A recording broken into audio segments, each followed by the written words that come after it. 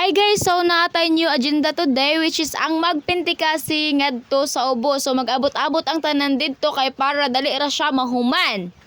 Para dili ta makasab-an kay ni sayuta og adto pero nagpaabot pa ko aning duha ka bata kay ganahan jud sila moubon og bisag asa ko padong. So mao to nagpaabot na lang ko og mahimo.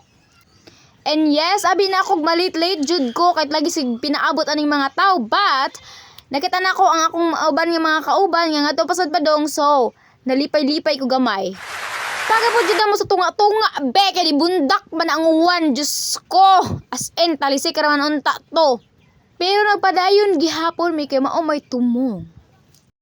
Wala na dugay na abot na ko sa venue o sa harasanan, pero sad to say niya na sila nga, tomorrow morning na lang, kay nibunok na ang uwan.